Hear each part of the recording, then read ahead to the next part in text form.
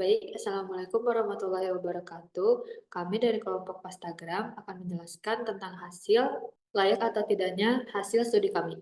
Sebelumnya, perkenalkan nama saya Keisha Safawani dengan NRP 234010. Perkenalkan, nama saya Revalis Taulia dengan NRP 234010344. Perkenalkan, nama saya Dina Nurbudiani dengan NNP 2340100334. Selanjutnya ada perkenalan produk. Pastagram adalah bisnis kuliner yang menghadirkan inovasi unik berupa spaghetti brulee dengan cita rasa khas Indonesia, yaitu rendang.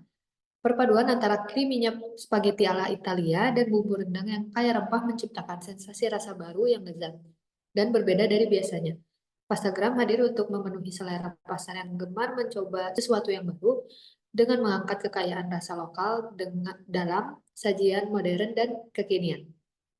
Ini adalah logo dari bisnis kami, yaitu Pastagram, dan ini profil perusahaan kami dengan nama Pastagram. Jenis usahanya kuliner, alamatnya ada di Lengkong Kecil. Target pasar dalam usaha Pastagram ini kami menargetkan kepada kalangan pelajar, mahasiswa, dan masyarakat umum yang menyukai makanan pasta dengan cita rasa khas Italia dan Nusantara yang disatukan, khususnya yang berada di kawasan Lengkong. Dengan keberagaman menu pasta yang kami tawarkan, produk ini diharapkan dapat memenuhi kebutuhan makan praktis namun tetap berkualitas. Gambaran umum perusahaan. Visi, menjadi pelopor kuliner inovatif yang menggabungkan cita rasa Italia dan kekayaan rempah Nusantara dalam sajian spaghetti brulee yang digemari masyarakat Indonesia dan dikenal secara luas. Misinya, satu, menyajikan menu spaghetti brulee berkualitas dengan paduan saus khas Nusantara yang otentik, lezat, dan menggugah selera. Yang kedua, menghadirkan pengalaman kuliner yang unik, modern, dan terjangkau bagi konsumen, khusus anak muda dan pecinta kuliner inovatif. Ketiga, terus melakukan inovasi dalam pengembangan menu dan pelayanan untuk memenuhi selera pasar yang dinamis. Keempat, membangun brand Pastagram menjadi ikon spaghetti lokal dengan cita rasa global dan sentuhan Indonesia. Yang kelima, memberdayakan pelaku UMKM dan petani lokal melalui penggunaan bahan baku asli Indonesia. Dan ini adalah main produk kami, yaitu spaghetti brulee dengan rasa rendang yang unik. Keunggulan kompetitif. Yang pertama, inovasi fusion unik. Perpaduan antara spaghetti Italia dengan saus rempah khas Indonesia seperti rendang. Inovasi ini menghadirkan rasa baru yang unik dan tidak umum di pasar kuliner Indonesia. Yang kedua, tampilan visual Instagramable. Penyajian spaghetti brulee dengan topping keju panggang yang dibakar dengan torch menciptakan tampilan menarik dan estetik, sangat cocok untuk tren media sosial dan mendukung strategi promosi visual. Yang ketiga, harga terjangkau untuk pasar mahasiswa dan milenial. Dibanderol mulai dari 22 ribuan, produk ini menyasar kalangan pelajar, mahasiswa, dan pekerja muda segmen pasar yang besar dan gemar mencoba makanan baru dengan harga bersahabat. Yang keempat, kemasan praktis dan cocok untuk take away. Menggunakan kemasan aluminium foil yang tahan panas dan mudah dibawa menjadikan produk ini ideal untuk di take away. Yang terakhir, lokasi strategis dan high traffic. Berlokasi di Jalan Lengkong Kecil, Bandung, daerah ramai mahasiswa dan wisatawan yang dikenal sebagai kawasan kuliner malam kekinian dengan potensi lalu lintas pejalan kaki yang tinggi. Aspek pasar dan pemasaran. Pengukuran ramalan permintaan.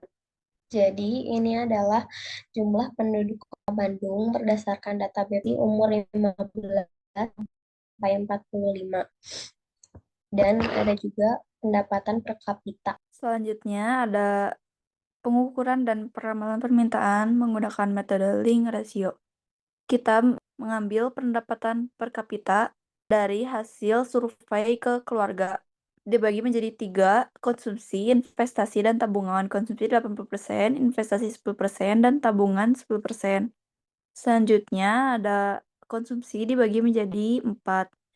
Ada sandang, pangan, papan, dan kebutuhan yang lain-lain. Selanjutnya dalam pangan terbagi menjadi 2, makanan dan minuman. Makanan 50% dan minumannya 50%. Pada makanan terbagi menjadi 2, makanan sampingan dan makanan pokok. Makanan sampingannya 40% dan makanan pokoknya 60%. Dan produk yang kita jual masuk dalam kategori makanan sampingan 40%.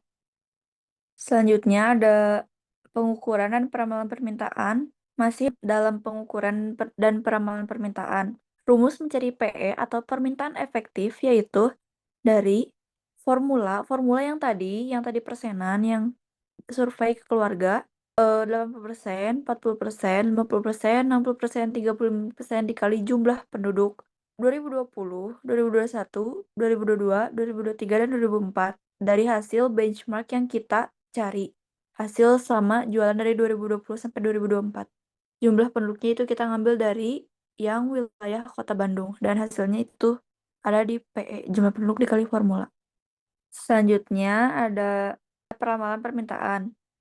Dari tahun 2020 sampai 2024, permintaan efektif atau Y itu berasal dari yang tadi, jumlah penduduk dikali formula.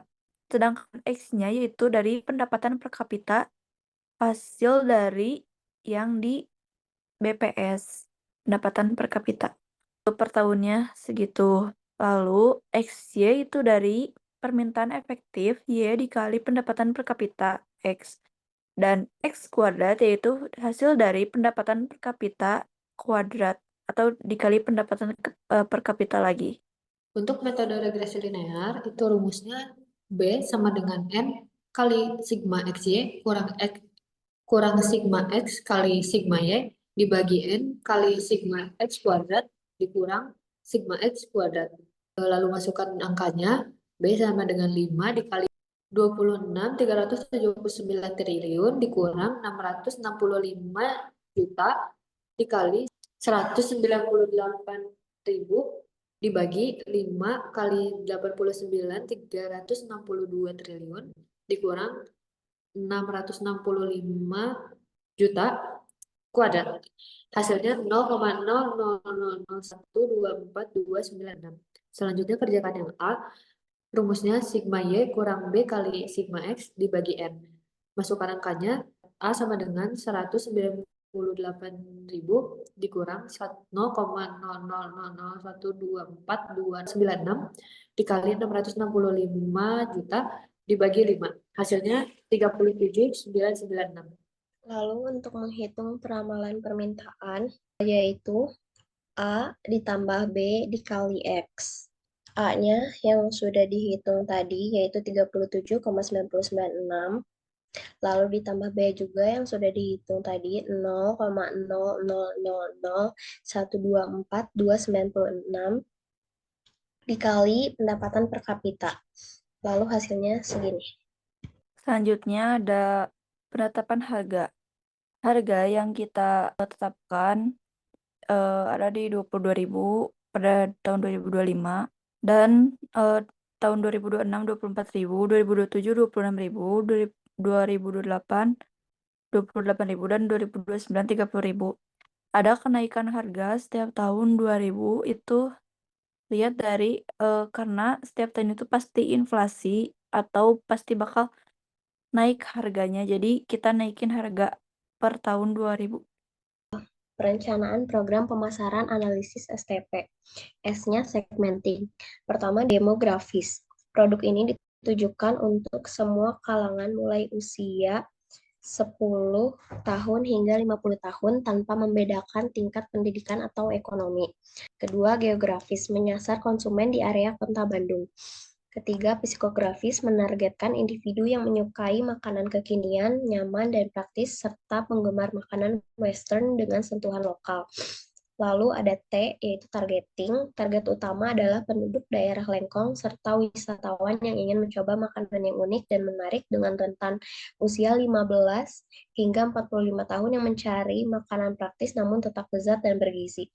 P-nya yaitu positioning. Spaghetti brulee dari Pastagram diposisikan sebagai comfort food, berkualitas restoran dengan harga terjangkau, mengandung karbohidrat, protein, dan lemak yang seimbang, cocok sebagai makanan siang atau makan malam praktis.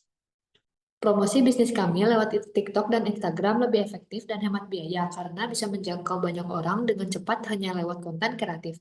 Tanpa perlu biaya besar, bisnis bisa dikenal luas. Memanfaatkan tren viral dan interaksi langsung dengan audiens secara real time. Lalu ini untuk menghitung PE asumsi dari tahun 2025, 2026, 2027, 2028, 2029. Kolom pertamanya itu dari PE, yang keduanya pendapatan per bulan, yang ketiganya itu yang membeli produk dalam setahun, lalu yang terakhir itu jumlahnya. 39.767 itu dari PE, 50%-nya itu dari yang berpendapatan 2.500.000 membeli 10 produk dalam 1 tahun. Lalu ini jumlahnya 196.836. Dan bawahnya juga seperti itu. Untuk persenannya bisa dilihat dari klasifikasi pendapatan yang ada di sini, tabel sebelah kanan.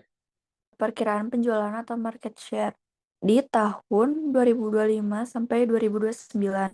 PE-nya itu dari yang rumus tadi A tambah B kali X.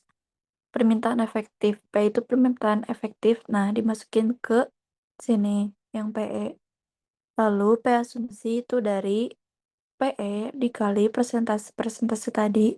Lalu dikali jumlah pembelian persenan tersebut, pembelian dalam 1 tahun.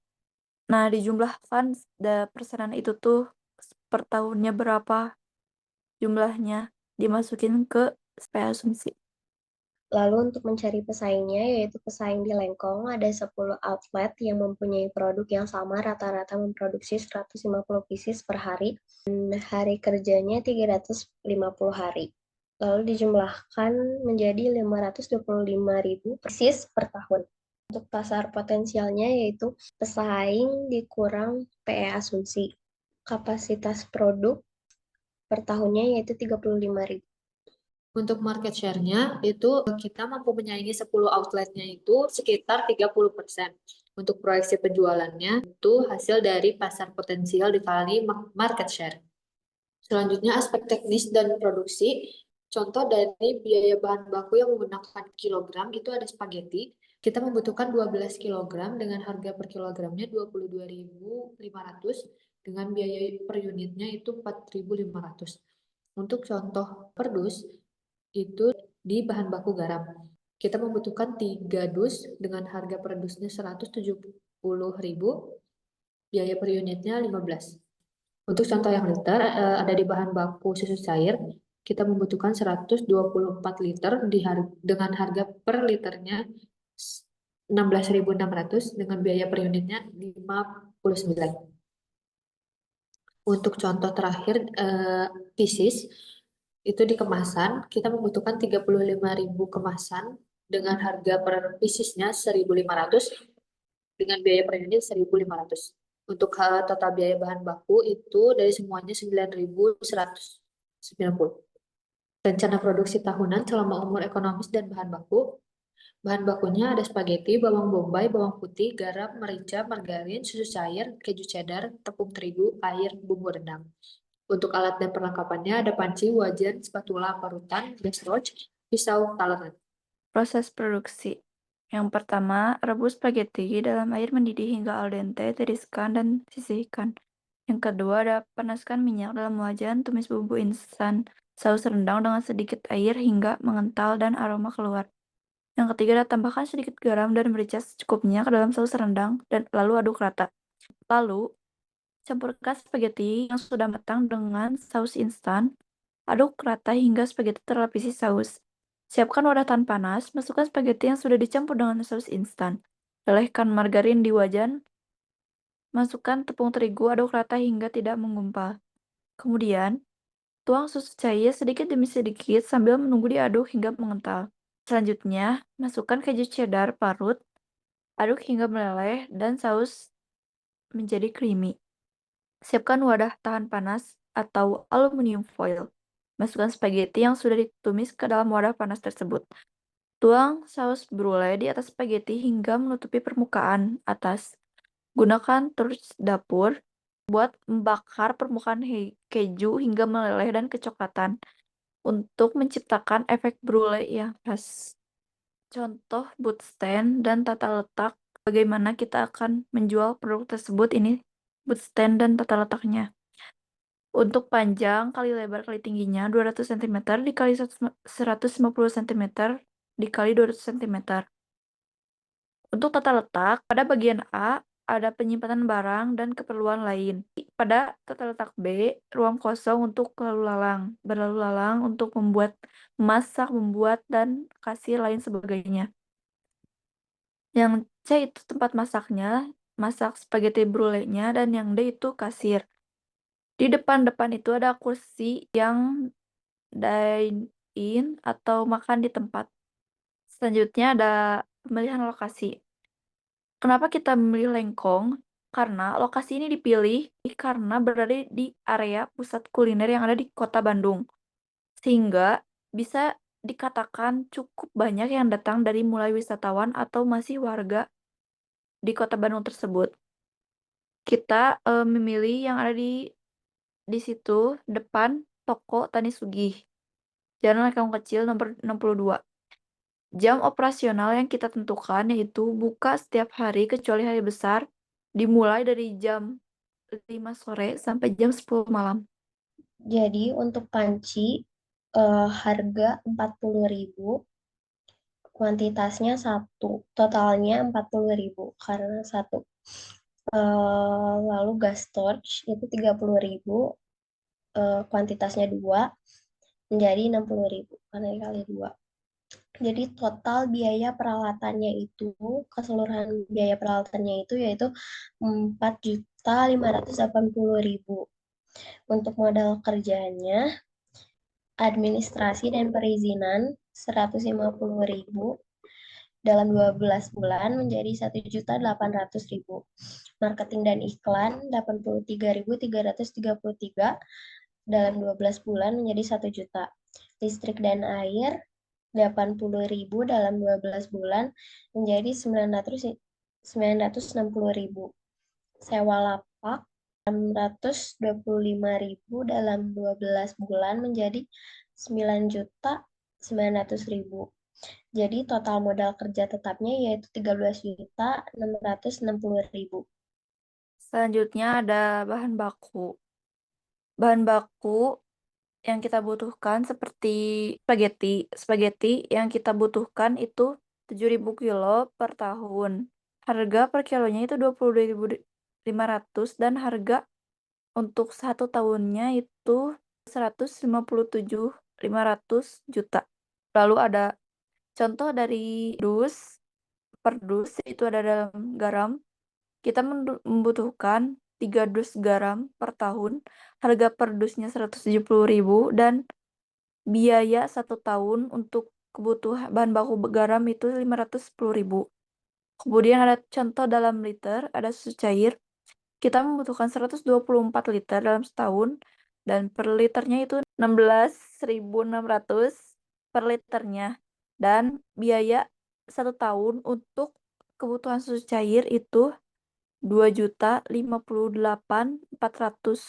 Kemudian ada dalam pieces, ada contohnya itu kemasan. Kemasan yang kita butuhkan itu 35.000 pieces dan per kemasannya itu 1.500 dikali 35.000 pieces. Jadi total biaya setahun untuk bahan baku kemasan itu di 52.500. Total biaya bahan bakunya 321.656.400. Lalu ada biaya tenaga kerja, ada gaji produksi selama 1 bulan itu 1.500.000 dan per tahunnya itu 18 juta. Dan lalu kemudian tenaga kerja tidak langsungnya dari kasir per bulannya itu 1.200.000 dan per tahunnya itu ada di 14.400. Total biaya tenaga kerja itu ada 32.400. Selanjutnya ada aktiva tak berwujud, ada pendirian perusahaan, perizinan perusahaan, dan merek dagang. Total dari aktiva tak berwujudnya itu ada di 4.500.000. Kemudian ada penyusutan aktiva tetap 960.000 dalam setahun dan amortasi aktiva tak berwujud ada 900.000 per tahun. Total keseluruhan kebutuhan dananya dari peralatan hingga amortasi aktiva tak berwujud ada di Rp376.796.400. Untuk sumber dana, kebutuhan dananya ditotal dari kebutuhan dana yang ada di slide sebelumnya. Untuk modal sendirinya, kita itu mempunyai 200 juta, dan untuk pinjamannya itu dari kebutuhan dana dikurangi modal sendiri. Untuk 7%-an yang dari bunga kredit itu dari program KUR. Terakhir itu jatuh temponya 5 tahun itu berdasarkan asumsi kita. Pinjaman, bunga, dan pokok. Untuk pinjaman awalnya 176.796.400. Setiap tahun membayar cicilan 42.9.367. Untuk menghitung bunganya yaitu pinjaman dikali 7%. Untuk menghitung pokoknya, pembayaran dikurangi bunga. Untuk menghitung sisanya yaitu pinjaman dikurangi pokok. Selanjutnya, harga pokok produksi. Kapasitas produksi itu didapat dari 100 pieces yang kita jual dikali 350 hari kerja, yaitu 35.000 pieces per tahun. Di bawahnya itu harga jual untuk produk yang kita jual itu 22.000. Di bawahnya ada penjualan itu dari kapasitas dikali produksi. Si variabelnya itu contohnya bahan baku spaghetti kita membutuhkan 7.000 kilogram per tahun dengan harga per kilogramnya 22.500 dengan biaya per unitnya 4.500 dan di total 157.500. 157 itu dari mana? Dari harga kali kuantitas. 22.500 kali 7.000. Hasilnya 157.500. Dan seterusnya ke bawahnya juga sama. Total biaya bahan ada di Rp318.656.400. Dan harga untuk biaya bahan baku buat produksi per unitnya itu ada di 9.104. Biaya tenaga kerja langsung ada di produksi 1.500.000 per bulan. Nah, 1 tahunnya itu 18 juta. Untuk harga 35.000 pieces dalam setahun, jadi 18 juta dibagi 35.000 pieces, hasilnya adalah 514 perak untuk satu produk. Kemudian ada overhead variabel, ada gas dan air. Gas 250 per bulan dikali 12 bulan jadi 3 juta, dan untuk satu produknya 86. Kemudian air juga sama, totalnya itu ada di 3.120.000 untuk overhead variabel dalam setahun. Total biaya variabelnya itu dari total biaya bahan ditambah total overhead variabel jadi 9.708, dan total biaya per tahunnya 339.776.400. Gaji tetapnya ada di kasir 1.200.000 per bulan. Untuk per unitnya ada di 411, dan untuk per tahunnya 14.400. Totalnya ada di 14.400. Kemudian ada overhead tetap, ada listrik air, sewa lapak, administrasi dan perizinan, amortisasi, dan beban penyusunan peralatan. Untuk harga per unitnya ada di 27, 283, 51, 26, dan 26 ke beban penyusutan.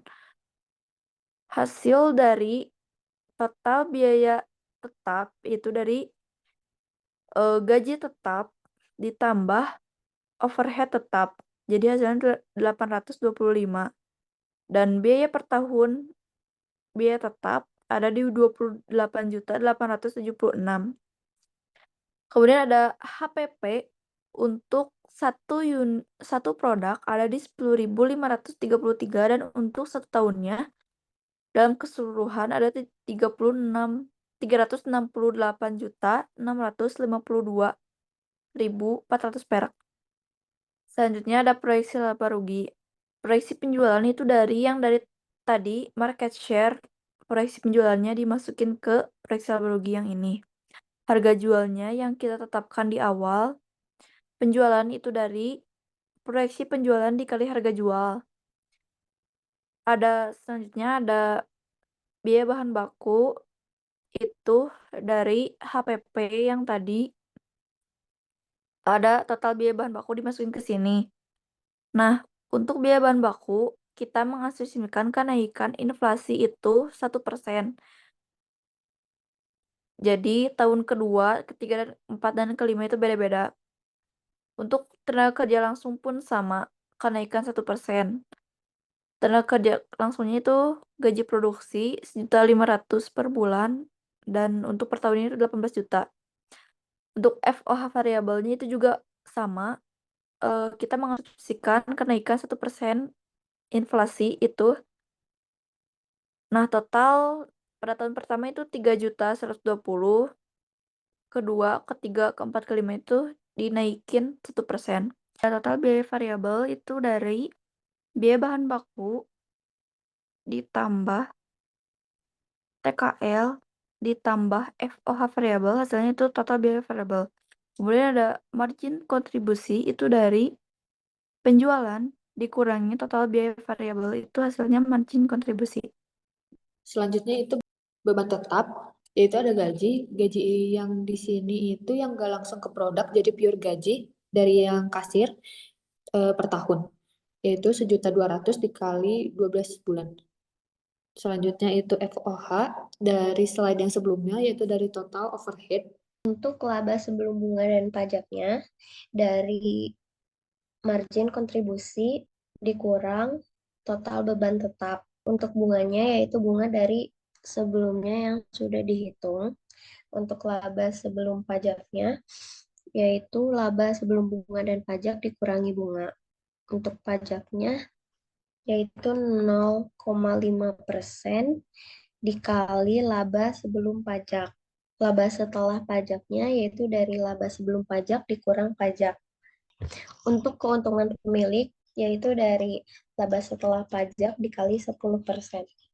Laba bersihnya yaitu dari laba sebelum bunga dan pajak, ditotalkan sampai bunga, laba sebelum pajak, pajak, laba setelah pajak, dan keuntungan pemilik pajak. Untuk ARR-nya yaitu average EAT dibagi average initial investment 161.231.140 dibagi 188.398.200, yaitu hasilnya 86%. Karena ARR-nya itu harus lebih dari 45%, maka dinyatakan layak. Proyeksi arus kas. Arus kas masuknya itu penjualan. Untuk penjualannya itu ada di tabel proyeksi laba dari per tahun. Lalu ada arus kas keluarnya, ada investasi. Investasinya itu 376.796.400. Biaya bahan bakunya itu biaya bahan baku yang ada di tabel proyeksi laba per tahun. Terus upah langsungnya juga sama, ada di tabel proyeksi laba. Untuk variabelnya pun ada di tabel proyeksi laba. Untuk total biaya tetap itu ada di proyeksi laba rugi atau di harga produksi juga ada di slide 29. Cicilan pokok dari pinjaman bunga pokok, untuk bunganya ada di slide 27, tinggal dimasuk-masukin juga. Untuk pajak juga ada di laba rugi, bagian pajak yang tahun pertama, kedua, ketiga, keempat, kelima itu ada di slide 30 dan dimasukkan juga. Untuk keuntungan pemilik juga ada di proyeksi laba rugi. Selanjutnya ada jumlah arus kas keluar itu pada awal kita mulai bisnis 376.796.400. Pada tahun pertama itu 418 juta itu dari total biaya keseluruhan dari 318 juta ditambah 18 juta sampai keuntungan pemilik itu totalnya 418.571.922. Sampai tahun kelima pun sama. Arus kas bersih itu penjualan dikurangi jumlah arus kas keluar. Pada awal kita memulai bisnis, tahun pertama, 2, 3, 4, dan seterusnya dikurangi. Misal penjualan kita pada tahun pertama itu kan 0. dikurangi jumlah arus kas keluar 376.796.400. Jadi minus 376 atau hutangnya itu 376.796.400. Kemudian pada tahun pertama 439.387.764 dikurangi jumlah arus kas keluarnya 481.571.922. Hasilnya arus kas bersihnya itu 20.815.843 perak. Lalu ada arus kas masuknya itu dari arus kas bersih dipindahin atau di copy paste. Sisa investasinya itu dari jumlah investasi dikurangi arus kas masuk. Itu hasil sisa investasi pertama. Sisa investasi kedua pun sama.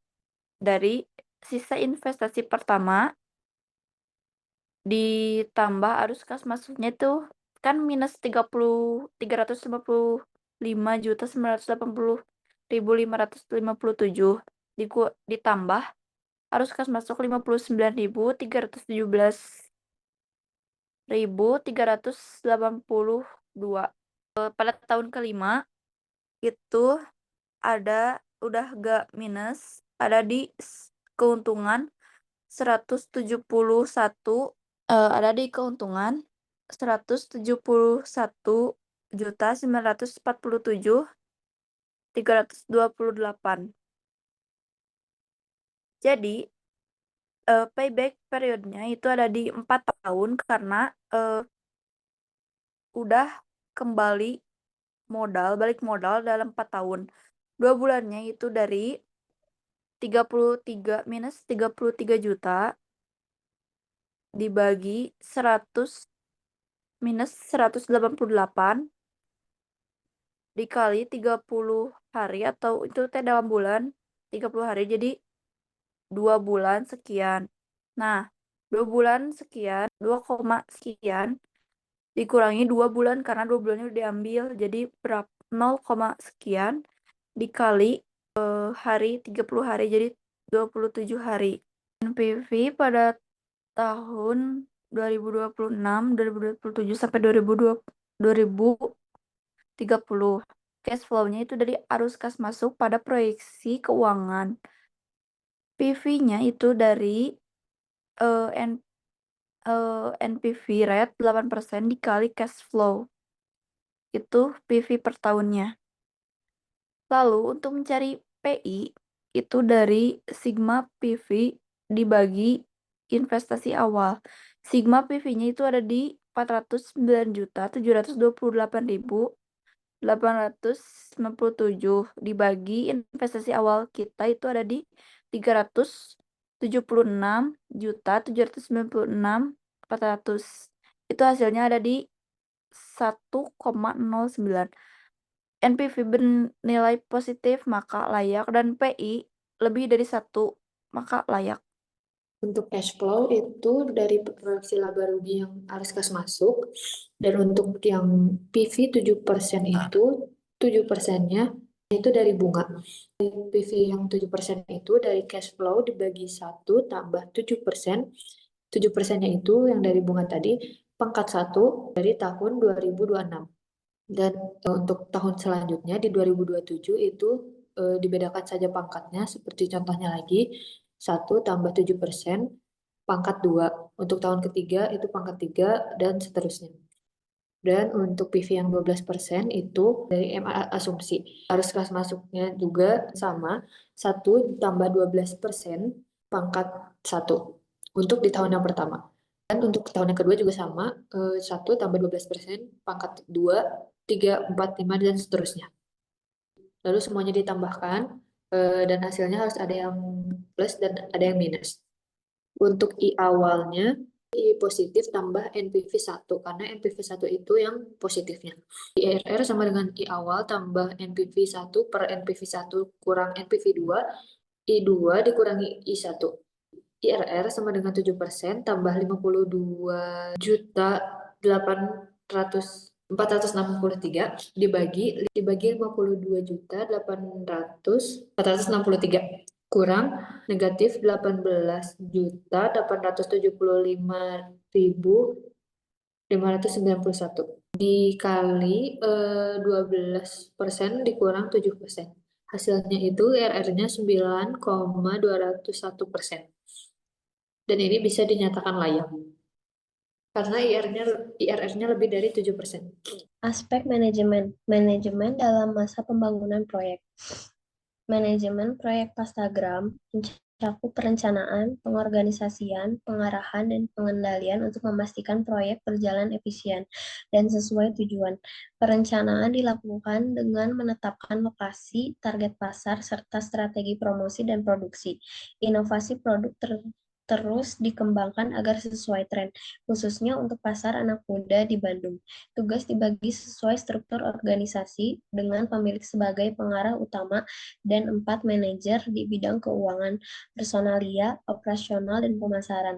Pengarahan dilakukan fleksibel dan terkoordinasi, sementara pengendalian memastikan seluruh proses berjalan lancar, efisien, dan transparan. Aspek hukum. Bentuk badan usaha yang kami pilih untuk menjalankan usaha Pastagram adalah Komanditer Vennootschap CV atau yang umum dikenal sebagai Persekutuan Komanditer.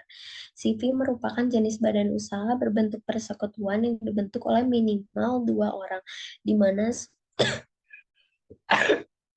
di mana sebagian sekutu memiliki tanggung jawab tidak terbatas, sedangkan sisanya memiliki tanggung jawab terbatas terhadap perusahaan. Sumber dana yang digunakan untuk menjalankan dan mengembangkan usaha Pastagram berasal dari modal pribadi yang disatukan oleh para pendiri. Aspek ekonomi. 1. Menambah kesempatan kerja. Pastagram membuka lapangan kerja bagi koki, pramusaji, barista, dan staf digital. Proses rekrutmen dan pelatihan meningkatkan kompetensi SDM lokal, khususnya di sekitar gerai. 2. Pemerataan lapangan kerja. Ekspansi ke Cicendo, Cibiru, dan Lengkong mendorong distribusi kerja merata, tidak hanya terpusat di pusat kota. 3. Dampak ke industri lain. Mendorong tumbuhnya UKM kuliner, kemitraan dengan petani lokal, pemasok kemasan ramah lingkungan, serta jasa kurir makanan. Memperkuat ekosistem kuliner Bandung. Aspek sosial. Pertama, penambahan kesempatan kerja. Pastagram menciptakan lapangan kerja baru bagi warga sekitar. Pelatihan diberikan agar tenaga kerja sesuai standar operasional dan layanan. Kedua, pemerataan kesempatan kerja. Ekspansi ke wilayah seperti Kopo, Ujung Berung, dan Cibiru membantu sebaran kerja lebih merata dan kurangi pengangguran di pinggiran kota. Ketiga, dampak ke industri lain. Mendorong tumbuhnya UMKM pendukung seperti suplai lokal, produsen saus, dan makanan pendamping, menjadi inspirasi usaha bagi anak muda dan pelajar. Yang terakhir ada kesimpulan. Studi kelayakan bisnis kuliner Pastagram yang menggabungkan bumbu rendang dengan saus brulee yang terbuat dari keju dan susu pada makanan berat khas Italia yaitu spaghetti sebagai makanan praktis dan bergizi. Target utamanya adalah wisatawan dan masyarakat di kota Bandung yang tertarik dengan makanan unik dan menarik. Analisis dari berbagai aspek pasar, teknis, keuangan, manajemen, hukum, ekonomi, dan sosial menunjukkan bahwa usaha ini layak dijalankan. Dengan nilai NPV positif, IRR 9,279%, ARR 83%, dan payback period 4 tahun 4 bulan 3 hari. Strategi promosi digital, inovasi menu, serta potensi waralaba menjadi kunci pengembangan jangka panjang usaha ini. Baik, mungkin cukup sekian dari kelompok kami. Mohon maaf bila ada kesalahan kata. Wassalamualaikum warahmatullahi wabarakatuh.